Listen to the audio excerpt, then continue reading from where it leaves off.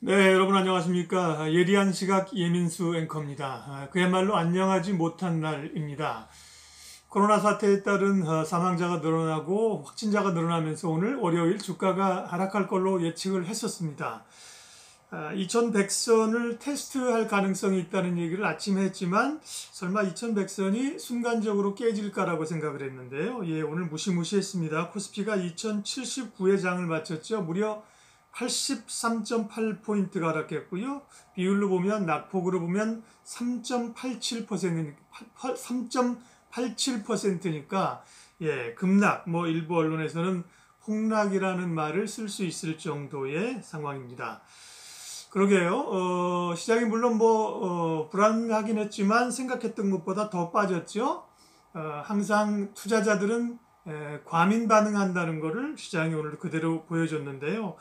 분명히 어려운 상황이지만 이렇게 주가가 급락할 상황에서 투자자들이 기억해야 할 월가의 영웅들의 투자 조언을 제가 좀 모아봤습니다.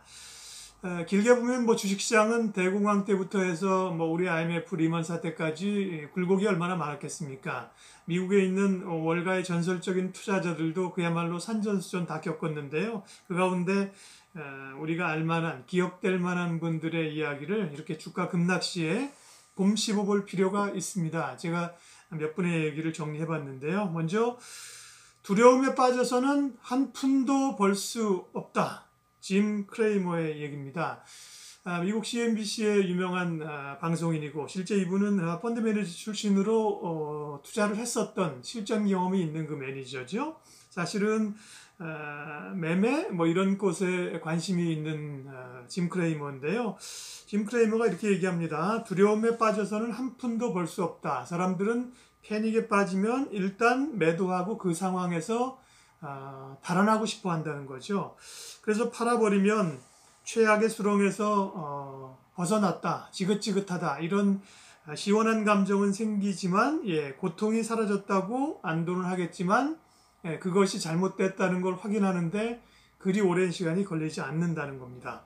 실제로 짐 크레이머가 이렇게 패닉 상태에 빠져서 본인도 매도를 했던 경우 나중에 지나고 보면 거의 상당수 경우가 그 다음날 주가가 회복하는 경우가 많았고요. 일주일 후에는 눈에 띄게 상승한 경우가 많았다는 겁니다. 물론 다시 올라왔다가 하락하는 경우도 있었지만 문제는 오늘 같은 날이 매도하기에 적합한 그런 날은 아니었다는 것을 상기시키는 겁니다. 주식을 이렇게 패닉 상태에서 무조건 던져버리고 매도해버리는 것만큼 투자자를 주식시장에서 몰아내는 길은 없다. 이런 상황이 자신에게 닥치지 않도록 해야 된다. 짐 크레이머의 말입니다.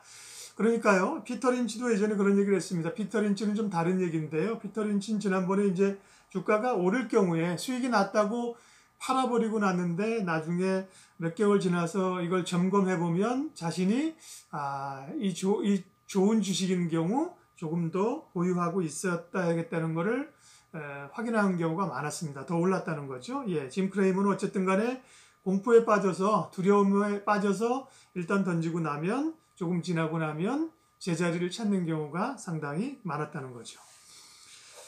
주식시장을 지배하는 가장 두 가지의 핵심 공포는 이 감정은 잘 아시는 것처럼 탐욕과 공포입니다. 앤서니 볼턴은 이렇게 얘기합니다. 주식시장의 심장부에 인간의 두 가지 감정이 늘 시장을 좌우하는데 그게 바로 돈을 벌고자 하는 욕심, 탐욕과 또 두려워하는 공포 두 가지라는 겁니다. 공포와 탐욕, 이 위에서 투자자들을 삼켜버리는 주기적인 방식이 오랫동안 지속되어 왔다. 월가의 그 역사를 이렇게 얘기합니다. 그러니까 때로는 공포가, 때로는 탐욕이 시장을 위아래로 흔들어 댔다는 거죠. 그런데 이거는 이제 시장에 있는 기본적인 두 가지의 인간의 심리이기 때문에 어찌할 수 없는 건데 문제는 이제 우리가 이걸 거꾸로 한다는 거죠. 버핏은 탐욕과 공포에 대해서 이렇게 얘기합니다. 주식시장에 존재하는 가장 두 가지 감정은 탐욕과 공포다. 앞서 얘기한 것과 같습니다. 그런데 문제는 우리가 공포심을 가져야 할 때 탐욕을 갖고, 그리고 욕심을 내야 될 때는 공포를 느낀다. 이게 투자자들이 잘못하고 있다는 거죠. 어찌 보면 버핏의 심정으로는 요즘이 주가가 좀 사실은 미국의 주가들도 꽤 많이 올랐거든요. 여러 그 밸류 지표라든지 이런 걸 보면 사실은 좀 공포심을 가져야 되는데 사람들이 두려워해야 되는데 욕심을 내고 뛰어든다는 거죠. 반면에 오늘처럼 주가가 떨어지게 되면 오히려 욕심을 내야 되는데 사람들은 공포를 갖는다는 겁니다. 주식시장을 지배하는 영원한 두 가지 감정, 공포와 탐욕, 탐욕과 공포인데요. 이 두 가지 감정 사이에서 투자자들은 중심을 잡아야 되고요. 시장과 항상 다른 생각을 하려고 해야 됩니다. 시장이 막 탐욕스럽게 가게 되면 경계를 좀 해야 되고요. 시장이 공포감을 가질 때는 오히려 욕심을 좀 내야 할 때다. 워렌 버핏의 얘기입니다. 패닉에 빠지지 말라. 존 템플턴의 얘기를 또 꺼내지 않을 수가 없습니다. 템플턴은 영혼의 투자자라고 합니다. 경제 위기가 최고조에 달했을 때 투자자들이 저지르는 최악의 실수는 패닉에 빠지는 것이다. 그리고 주식을 무조건 팔아치우는 것이죠. 템플턴은 이렇게 얘기합니다. 두려움에 사로잡히게 되면 아무 일도 하지 못하게 된다. 그러게요. 주가가 하락했고 내가 목표했던 선에 왔다고 하면 팔 수 있는 거지만요. 두려움에 사로잡힌다는 게, 패닉에 사로잡힌다는 게 앞뒤 가리지 않고 무조건 주식을 던지는 거죠. 이렇게 공포에, 두려움에 사로잡히게 되면 진정으로 빠질 만한 이유는 무엇이고 앞으로 살펴봐야 될 변수는 무엇인지를 생각하지 않고 제대로 생각해보지 않고 반사적으로 주식을 팔 수밖에 없다는 거죠. 템플턴이 이렇게 얘기합니다. 시장의 패닉에 절대 즉각 행동하지 말아라. 주식을 팔아야 할 시점은 시장이 추락할 때가 아니고 오히려 마음 먹었다면 시장이 추락하기 전이어야 한다는 겁니다. 시장이 추락할 때 당신이 선택한 종목이 당신의 포트폴리오가 믿을 수 있다면, 괜찮다면 믿음을 견지하고 가라는 겁니다. 뚝심 있게 견디라는 겁니다. 멋진 얘기를 합니다. 존 템플턴이. 두려움과 믿음은 결코 함께 갈 수 없다. 지금은 두려움에 쌓이는 시간이죠. 내다 던지는 시간입니다. 시장에 대한 믿음이 있다면, 그리고 무엇보다도 내가 보유한 주식에 대한 믿음이 있다면 버텨라. 두려움과 믿음은 결코 함께 갈 수 없다. 존 템플턴의 얘기입니다.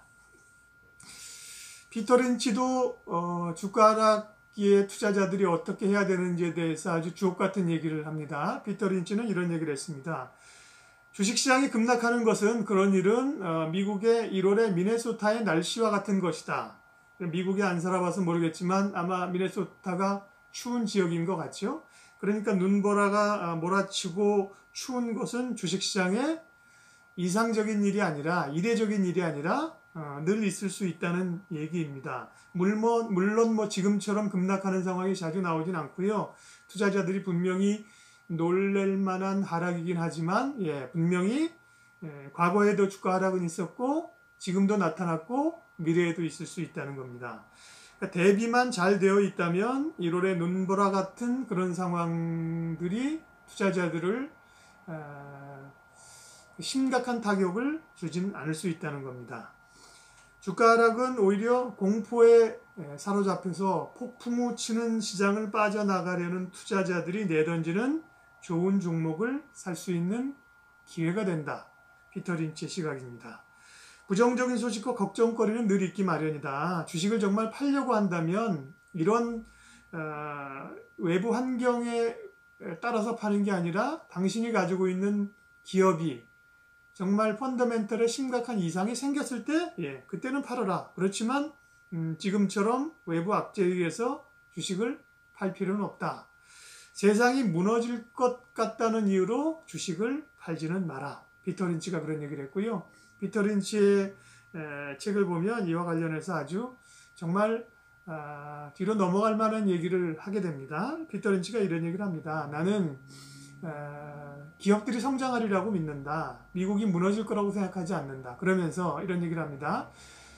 오늘도 자고 나면 사람들이 아침에 침대에서 분명히 일어날 것이고 이불을 걷고 나올 것이다. 그리고 내일 아침에도 사람들은 밥을 먹고 출근할 것이고 아침에 일어나서 사람들이 바지를 입을 때 분명히 한쪽 다리부터 끼고 차례로 그 다음 다리를 끼워서 바지를 입을 것이라고 나는 생각한다. 뭘 얘기합니까? 시장이 급락하고 요동치지만 기본적인 인간의 삶들은 이어간다는 거죠. 큰 변화가 없을 거란 얘기입니다. 피터 린치의 얘기였고요. 마지막으로 또 제가 좋아하는 찰리 먼거의 얘기를 하도록 하겠습니다. 찰리 먼거는 정말 버핏의 그림자 같은 사람이고 버핏 옆에 있으면서 버핏에게 주옥 같은 얘기를 해주는 사람입니다. 책을 볼수록 워렌 버핏은 뭐 더 이상 얘기할 것도 없지만 찰리 먼거의 얘기에 빠지게 되는데요. 찰리 먼거가 이런 얘기를 합니다. 시세가 50%쯤 급락하는 일은 100년에 두세 번쯤 발생한다. 이런 상황에 평정심을 가지고 대응할 준비가 되어 있지 않은 투자자라고 하면 투자를 할 생각하지 말아라. 주식에 투자하지 말아라. 이렇게 강력하게 얘기합니다. 반면에 강인한 기질을 가지고 있고 시장 변동을 초연하게 받아들일 수 있는 사람이라면 훨씬 더 좋은 결과를 얻을 수 있다.